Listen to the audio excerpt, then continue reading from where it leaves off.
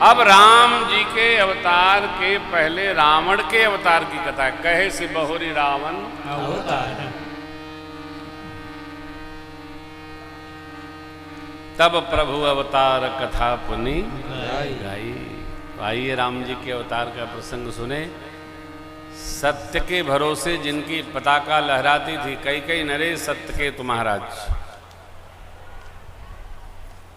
सत्य ही दंड था उनका, पताका उसी पर लहराती थी। दो पुत्र भय, प्रताप भानु अरिमर्दन। पिताजी ने ज्येष्ठ पुत्र को राज सौंप दिया। धर्म रुचि को प्रताप भानु ने महासचिव बनाया अपना, जो धर्म में ही लगाए रहता था, राय दे दे, मार्गदर्शन कर करके, सुझाव रख करके।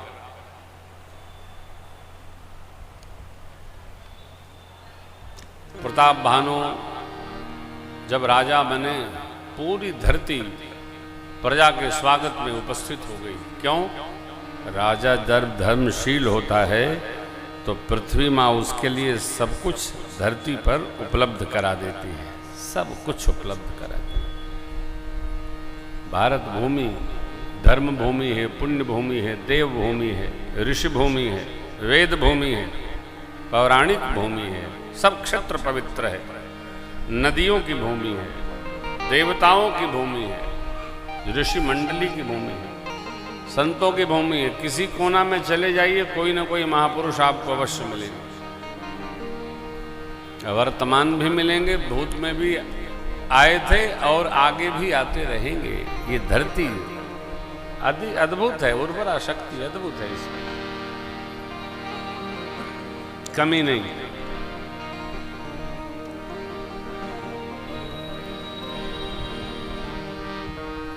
प्रताप भानु महाराज का शासन दिव्य था।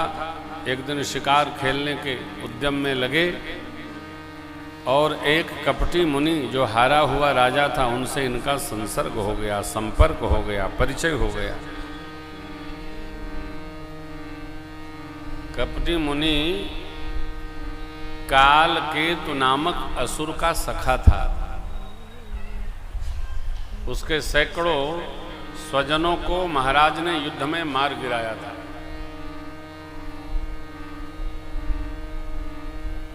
नीति शास्त्र कहता है, जीवन में किसी ने आपका कभी विरोध किया हो,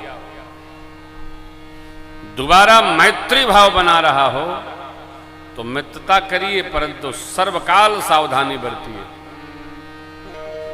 कारण नवनीच के अति दुखदाई, जिमें अंकुश धन उरग बिलाई। जैसे अंकुश झुकता है तो मारता है, धनुष झुकता है तो प्राण लेता है, सांप झुकता है तो मारता है। अब बिल्ली संकोच लेती है तो चूहा पकड़ लेती है। ये नीति शास्त्र कहता है। तो सावधानी बरतनी चाहिए।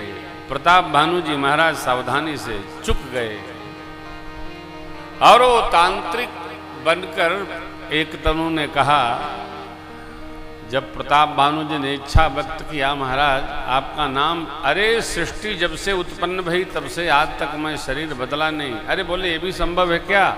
तप से संभी सब कुछ संभव है। महाराज तो मेरे लिए भी कोई उपाय कर दीजिए। क्या चाहते हो? बुढ़ापा न आवे। वाह, ये तो चुटकी बजाते हो जाएगा। मरूं नहीं, मैं नहीं गया तो आप कैसे जाएंगे? शरीर में दुख न लगे, संभव है। हमको कोई जीत न सके, मेरा कोई शत्रु न हो, धरती पर अकेला मैं ही राजा बना रहूं। एक तनु ने कहा, ये सब संभव है, केवल ब्राह्मण आपका विरोध न करे। ब्राह्मणों ने यदि श्राप दे दिया धरती पर कोई आपकी रक्षा नहीं कर सकता, अस्तु प्रयास ये करिए कि सारे ब्राह्मण धरती के आपके वशीभूत हो जाएं। प्रताप बानु ने कहा, महाराज ब्राह्मणों की तो मेरे पर बड़ी कृपा है, कृपा अलग विषय है, आपके वशीभूत होने चाहिए। ये कैसे संभव है?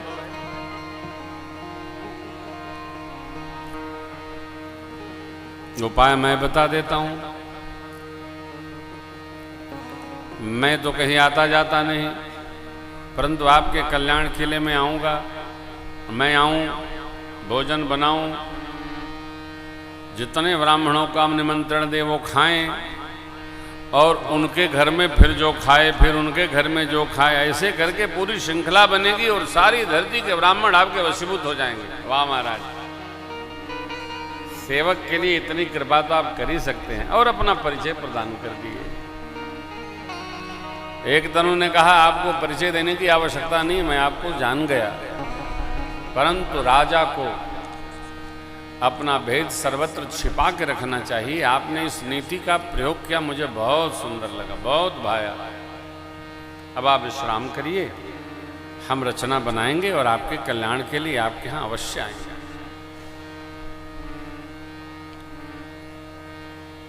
प्रसंग निवेदन करता है, प्रकृति जैसे चल रही है चलने दीजिए, प्रकृति से जबरदस्ती न करिए, अधिक की लालसा मत जगाइए, अपना नहीं है उसको अपना न मानिए। जो जैसे परमात्मा रखे हैं वैसे चलते रहिए।